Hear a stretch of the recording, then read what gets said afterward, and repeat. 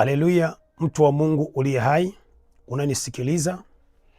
Hii ni sehemu yetu ya 4. Tunajifunza kwa nini unaingia kwenye matatizo, alafu changamoto zinajirudia. Kwa nini unaingia kwenye mwaka mpya na changamoto zinajirudia mara kwa mara, zile ambazo za mwaka uliopita. Kwa nini ulipita kwenye vita nzito mwaka uliopita, unaingia kwenye mwaka mpya, zile changamoto zinajirudia mara kwa mara. Kwa nini umeingia mwaka mpya, matatizo uliopita mwaka jana yanajirudia kwenye maisha yako. Karibu, tuko sehemu ya 4, kwamba namna wanavyoweza kupitisha matatizo kwenye maisha yako. Cha kwanza, wanasimamisha agano. Leo nitafundisha kwa habari ya agano uliyokufanyia, kwamba huyu maisha yake yatakuwa ya tabu, huyu maisha yake hapa duniani yote yatakuwa ya shida, huyu maisha yake hapa yote duniani yatakuwa ya mahangaiko. Hebu tuangalie, kama ni mara ya kwanza kuingia kwenye chaneli yetu ya Apostle Katambi. Chaneli hii inatufundisha mambo ya Mungu na kutufundisha maadili na sheria za miko ya kimungu katika maisha yetu. Karibu sana katika chaneli hii. Unaweza ukasubscribe chaneli hii, subscribe chaneli hii, andika comment yako hapo chini, like. Mungu wa mbingu na nchi akubariki sana. Na kama unahitaji lako lolote, namba ya simu iko hapo juu.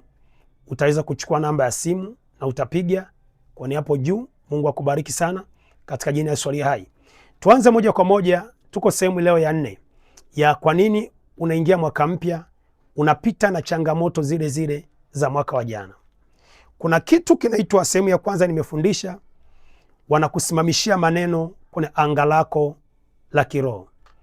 Nikafundisha sehemu ya pili, nikafundisha wanasimamisha sadaka katika anga lako la kiroho. Sehemu ya 3 nikafundisha. Leo niko sehemu ya 3, leo niko sehemu ya 4, nafundisha kwa habari ya agano ambalo linasimamishwa kwenye anga lako la kiroho. Agano ni nini? Agano ni nini ambao mtu anaenda kuweka agano kwa ajili ya maisha yako? Utagundua leo kwamba kumbe kuna maagano yaliwekwa, na kinachotesa watu wengi leo sio maagano ulioweka wewe, ni yale maagano ambayo uliwekewa katika ulimwengu wa roho. Na mababu mabibi waliweka maagano kwamba sisi kwenye ukoo wetu hatutaabudu Mungu aliye hai, sisi kwenye ukoo wetu hatutamuomba Mungu aliye hai. Wengine walienda kwenye miungu yao, kasema mimi ni mama, uzao wangu wote wa tumboni mwangu utatumikia uchawi. Huko ameshika kitovu, anaweka agano na falme za giza kwamba kile kizazi changu kitatumikia uchawi. Wewe hata uombeje bila kuvunja hilo agano huwezi toboa. Kuna wengine wameenda, baba wameweka, anasema nimekuja kwenu, mimi na watoto wangu wote tutatumikia uchawi, mimi na watoto wangu wote tutakutumikia shetani, nyie miungu mtakuwa Mungu kwetu na sisi tutakuwa watu wenu katika ulimwengu wa roho. Wanaweka agano. Kwa hiyo kuna wengine wameweka maagano kwa njia ya tendo ya ndoa. Ndoa ni agano, ndoa yoyote ni agano. Kwa hiyo wameweka agano kwa njia ya ndoa. Kwa hiyo ninafundisha, yako maagano mema, lakini yako maagano mabaya.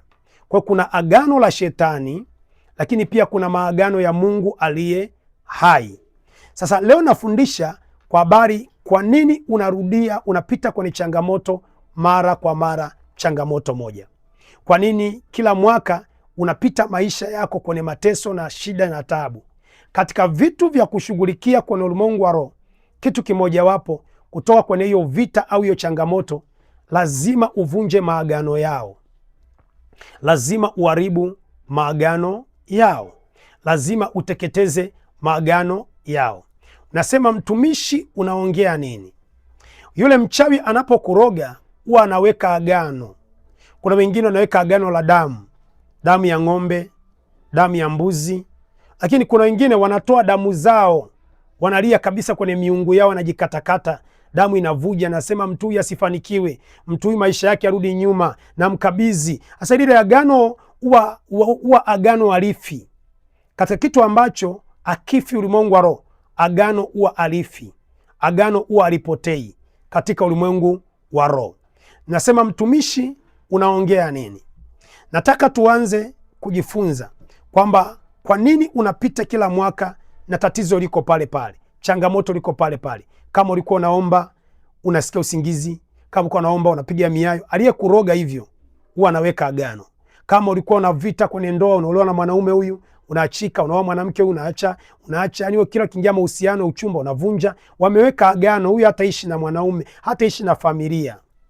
Mwingine amewekewa agano kwamba atapata pesa, mwisho wake ni hapa. Yani unakuwa unatafuta fedha, mwisho umewekewa kiwango, ukifika hicho kiwango tu lazima tukio fulani litokee, ile pesa yote iishe, uanze upya. Wanaweka agano. Sasa twende tuangalie sasa, kinachoendesha ulimwengu wa roho sio maombi yako. Kinachoendesha ulimwengu wa roho ni agano. Ndio maana tuna agano la kale, tuna agano jipya. Ulimwengu wa roho unatembea kwa agano katika ulimwengu wa roho.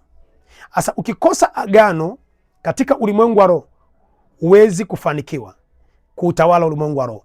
Ndio maana wachawi wanaweka agano ili kutesa maisha yako. Kitabu tuanze kuangalia kitabu cha Mwanzo sura 15. Mwanzo sura 15. Kwa nini matatizo yako yanajirudia mwaka mpaka mwaka? Kwa nini shida zako au changamoto zako zinajirudia mwaka mpaka mwaka? Nyuma hicho kifungo alichokufunga kuna agano. Mwanzo sura 15, nitaanzia mstari ule wa kwanza. Mungu anamtokea Ibrahim, na Ibrahimu alikuwa na changamoto kubwa, hajapata mtoto kwenye maisha yake. Lakini Mungu anapomtokea Ibrahim, Mungu anamwambia Ibrahim kwamba utakuwa baba mataifa, uzao wako utakuwa mkubwa sana, utaongezeka mashariki, magharibi, kaskazini. Mungu alitoa sifa nyingi sana. Mungu akatoa vigezo vingi sana kwa Ibrahim. Lakini Ibrahimu akamwambia ni kweli, itakuwa baba wa mataifa, itakuwa mtu mkuu sana. Mungu akamwambia uzao wako utatoka Misri, utatoka Misri baada ya miaka 400. Anamwambia uzao wako utaenda Misri, baada ya miaka 400 utatoka Misri na mali nyingi na pesa nyingi. Ibrahimu alikuwa na akili. Ibrahimu alikuwa na akili. Akawaza miaka 400 mimi mwenyewe nitakuwa nishakufa. Miaka 400 nitakuwa sipo. We Mungu utanidhibitishiaje haya mambo yatatokea miaka 400? Utanidhibitishiaje watoto wangu, wajukuu wangu, kwamba Mungu itatukia na utawatenda vibaya? Wewe Mungu, hiyo miaka unaoniambia sio kwamba unanidanganya Mungu. Mimi nitakuwa sipo. Mimi nitakuwa nimeshakwisha kufa. Miaka 400 ni mingi. Unanidhibitishiaje? Mungu anaanza kutoa siri. Nafundisha kwa nini unaingia mwaka mpya alafu changamoto unazopitia ni za mwaka wa jana. Kwa nini unaingia mwaka mpya changamoto unazopitia ni za mwaka wa jana? Sasa Mungu anamwambia Ibrahim, maana rafiki yake amempenda, akamwambia ili sasa uweze kunidhibiti vizuri, ili mimi nisiweze kugeuka mimi Mungu, ili niweze isigeuke kwa ajili ya hiki tunachokubaliana leo, naomba weka agano na mimi. So Ibrahimu alitaka kuweka agano na Mungu. Mungu ndio alimpa siri ya kiroho kwamba weka agano na mimi, japo kwamba hautakuwepo, utakuwa umekufa. Ibrahimu rafiki yangu, agano litabaki kusimama kunikumbusha. Japo Ibrahimu utakuwa haupo, umeondoka kwenye dunia hii, agano litasababisha kusimama mbele zangu, nitakuwa naliona, litanikumbusha mimi kwa habari ya watoto wako, kwa habari ya uzao wako, kwa habari ya kazi yako, kwa habari ya mafanikio yako, kwa habari ya kizazi chako. Agano litakuwa limenikumbusha. Kumbuka wanaambiana mambo ya miaka 400. Kumbuka wanaambiana mambo ya miaka 400. Sasa hiki ndio nataka tujifunze mimi na wewe kwamba agano alizeeki. Miaka yote agano lina nguvu katika ulimwengu wa roho. Wewe unasema kwamba huyu mwanamke amechoka, tuachane, ile agano ulioweka alizeeki. Unasema mtumishi, unaongea nini Katambi? Nafundisha Kwa nini matatizo yanajirudia rudia ya mwaka jana kwenye maisha yako yanajirudia rudia? Kwa nini mateso ya mwaka wa jana yanajirudia rudia kwenye maisha yako? Yule aliyekuroga aliweka agano na wewe kwa Mungu wake. Kwa hiyo Ibrahimu anaweka agano kwa niaba ya Israeli, kwa niaba ya watoto wake, kwa niaba ya kizazi chake. Lakini lile agano aliloliweka Ibrahimu, kazi yake kubwa lilikuwa ni kulinda yale makubaliano. Mwanzo sura ya 15 mstari wa 18, Biblia inasema ikawa kuanzia mstari wa 17. Mwanzo sura ya 15 kuanzia mstari wa 17 anasema, ikawa jua lilipokuchwa ikawa giza, tazama tanuru la moshi na mwenge unawaka ulipita kati ya vile vipande vya nyama. Siku hiyo Bwana akafanya agano na Abraham katika uzao wake, nimewapa nchi hii na kutoka mto wa Misri mpaka huo mto mkubwa wa Frati. Siku hiyo Mungu akafanya agano na Ibrahimu kwa habari ya uzao wake, kwa habari ya watoto. Pendwa, unanisikiliza, Roho Mtakatifu akufungua ufahamu wako. Ibrahimu akuweka agano kwa niaba yake. Ibrahimu akuweka agano kwa niaba ya maisha yake. Ibrahimu aliweka agano kwa niaba ya kizazi chake na kwa niaba ya familia yake katika ulimwengu wa roho. Sikiliza, nataka nikwambie, Ibrahimu aliweka agano kwa niaba ya familia yake, uzao wake, kizazi chake katika ulimwengu wa roho, kwa Mungu wake. Ibrahimu ndicho wanachokifanya wachawi leo, ndicho wanachokifanya wakuu wa giza leo. Usisahau somo letu linasema, kwa nini unaingia mwaka mpya changamoto zinajirudia rudia? Kwa nini unaingia mwaka mpya zile shida, mateso, maangaiko yanajirudia rudia? Kuna agano ambalo mchawi mmoja tu ameweka agano kwamba huyu mtu hatafanikiwa maisha yake yote, huyu mtu hatainuka kiuchumi maisha yake yote, huyu mtu ndoa yake haitakuwa na amani maisha yake yote. Anaposimamisha lile agano, kama Ibrahimu alikuwa ni mcha Mungu, agano alipoweka Ibrahimu lilisimama kwa Mungu wa Ibrahimu, likidai ulinzi, likidai mambo yazibitishwe. Ndivyo huyu mchawi anamtumikia shetani. Kwa hiyo anapoweka agano na shetani, maana yake lile agano linasimama kwa shetani kwa niaba yako. Lile agano linasimama kwa shetani kwamba huyu hatakuwa na ndoa, huyu. Lile agano linasimama kwa shetani hatakuwa na biashara nzuri. Lile agano linasimama kwa shetani hatakuwa na uchumi ulioimarika. Lile agano linasimama kwa shetani hatakuwa na kazi iliyofanikiwa. Kumbuka nafundisha, kwa nini unaingia mwaka mpya changamoto inajirudia rudia? Kwa nini unaingia mwaka mpya shida zinajirudia rudia? Kuna agano limesimamishwa katika ulimwengu wa roho, kuharibu maisha yako, kuharibu kazi yako, kuharibu familia yako. Kwa wewe unaingia tu unasherekea tu mwaka mpya na mambo mapya, mwaka mpya nimechaguliwa, lakini ulimwengu wa roho kuna agano linasema hutafanikiwa. Ulimwengu wa roho kuna agano linasema hataishi kwenye mahusiano huyu.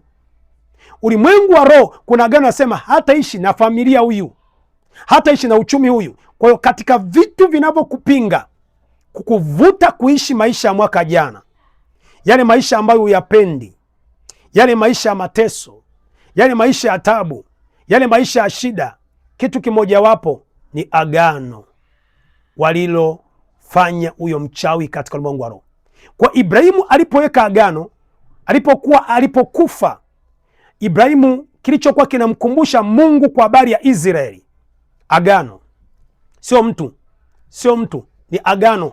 Ndio maana hata Mungu alipokuwa akiwatokea anawaambia, mimi ni Mungu niliyeweka agano kati ya Ibrahimu, Isaka na Yakobo. Ndio maana mpaka leo wale wana Israeli wanapoomba huwa wanasema Mungu wa Isaka, Mungu wa Isaka, Mungu wa Yakobo. Mungu maana yake wao wamepata neema kupitia Isaka, wamepata neema kupitia Yakobo, wamepata neema kupitia Ibrahimu. Nini kilifanya wapate neema? Agano. Nini kilifanya wapate neema? kwa sababu Ibrahimu alikuwa ameweka agano na Mungu aliye hai. Ibrahimu alikuwa amesimamisha agano na Mungu aliye hai. Kwa hiyo aliyekuwa anawakilisha kwa Mungu ni Ibrahimu. Unasema mtumishi, unaongea nini? Kuna vitu aujibiwi, kuna vita unapitia kwa sababu kuna maagano umesimamishiwa kwenye ulimwengu wa roho na wachawi. Tutakuwa na maombi hayo maalum ya kuvunja kila agano la adui ambalo limesimamishwa na ufalme wa giza. Tutakuwa na maombi maalum ya kuondoa kila agano la adui iliyokufunga usifanikiwe mwaka 2026. Angalia kitabu cha Kutoka sura ya pili. Angalia kitabu cha Kutoka sura ya pili. Sio kila kitu Mungu anajibu. Kuna vitu vingine Mungu anajibu kwa sababu una agano. Sio kila kitu Mungu anakusikiliza. Kuna vitu vingine Mungu anakusikiliza kwa sababu una agano na yeye katika ulimwengu wa roho. Kuna vitu huyo mchawi anasikilizwa kwa sababu ana agano na shetani katika ulimwengu wa roho. Sasa kuna watu wamewekewa maagano.